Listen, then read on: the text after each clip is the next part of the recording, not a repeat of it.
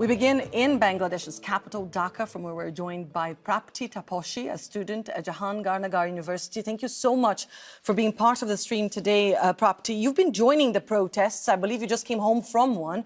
Why have you been taken to the streets? Simply, we are now in the streets. Thousands of our brothers and sisters have died. Thousands are being abducted and thousands are being picked up in jail. So now the people of Bangladesh, even the students, the job holders, the singers, the writers, everyone is out on the roads. Everyone is out online so that they could protest and they could ask for their rights as a citizen and as a human being. The government is disputing those figures and the figures of people killed.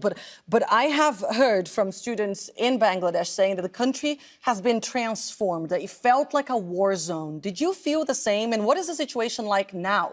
Completely, this still feels like a war zone. I don't know if I'm going to be picked up the next. We don't know when and from where the students are going to be picked up.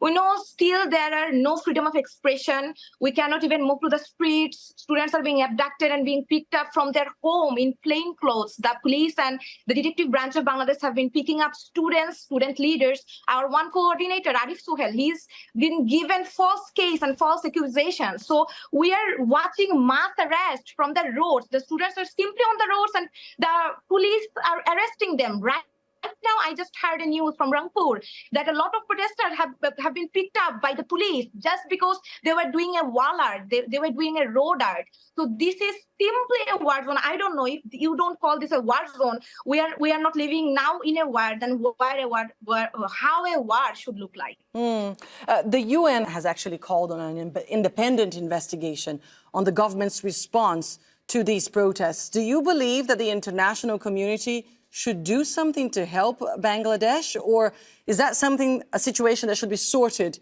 internally? Absolutely not. The government could solve the matter internally before all the bloodshed, before our brothers and sisters had died by the bullet shot. This is now a matter of our rights, a matter of democratic rights, and the government is completely committing the crimes against humanity. A lot of thousands of our brothers and sisters have died, and thousands are being picked up. Over 9,000 people have been picked up and have been put into jail by the Bangladesh government. So obviously, we, the students of Bangladesh, we, the protesters of Bangladesh, ask cordially to every international media and every international community to come forward to help us and to ask questions to the government and to pressurize the government to take the liability of their actions. They have made our brothers and sisters dead. The police have shot open fire from the helicopter, from the rooftop to our brothers and sisters. They have died, and those who are alive, we are completely in tension and complete terror. We don't know when we are going to be picked up next. We don't know how or how much days we can be in roaming in free daylight. And the citizens are dying here. The innocent unarmed citizen people, the Bangladeshi police, the border guard Bangladesh, the Bangladeshi army, the detective branch of Bangladesh, CID, everyone is committing crime against the unarmed innocent civilians, unarmed innocent students and people of Bangladesh. And this is not an internal matter anymore. The international media, the international community should come forward to save ourselves, to help ourselves, and to help humanity. What you're describing is an atmosphere of violence, but also of a lot of fear. Where do you see this protest movement going now? I mean, you just described students are being picked up randomly. Some of the leaders of this movement have been detained. Some are missing. Where do you see the movement going next? The movement is not about quota anymore. Our brothers and sisters have died. We don't even know the actual number. The government said they are yet to determine, but we assume there are officially in the newspapers, we saw the records of over 250 deaths.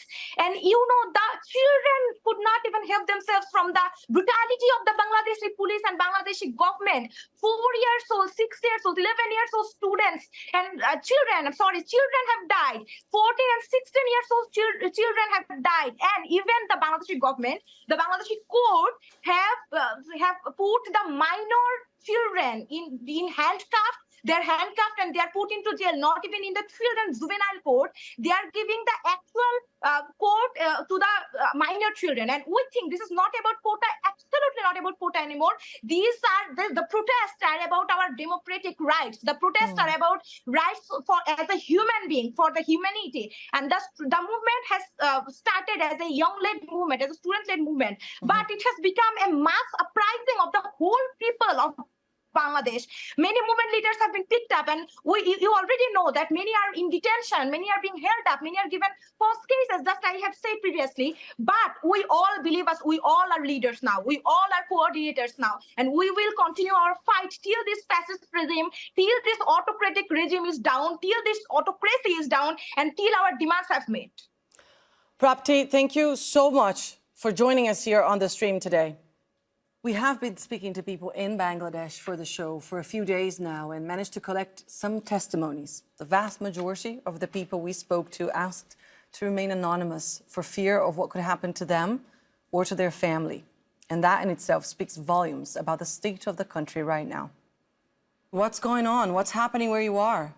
It's very dangerous for us right now in this situation when we're nowhere to go, no one to trust. Right now, we are laying low because I saw at least 5 people getting killed in front of me. The government does not acknowledge these students dying at all.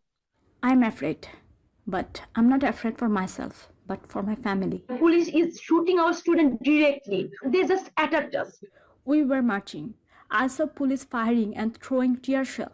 Meanwhile, my tiny hands had only few pebbles. That moment, I felt so powerless. No media in our country is showing this protest. They didn't tell how many brothers and sisters and civilians were shot dead for no reason. You see, the machinery of the state is the only thing that's stopping us from taking down this government. So we have to take every action in our own hands, and we have to do whatever it takes to stand our ground. They cannot kill all of us. Students not going to forget about this. You have to understand whatever we are doing right now for the betterment of our country. There is only one message to the PM. If you can't take liability of the martyrs and take action against your forces immediately, step down Sheikh Hasina. The change will come soon. Our spring is nearby. Stay safe, but also stay in touch with us.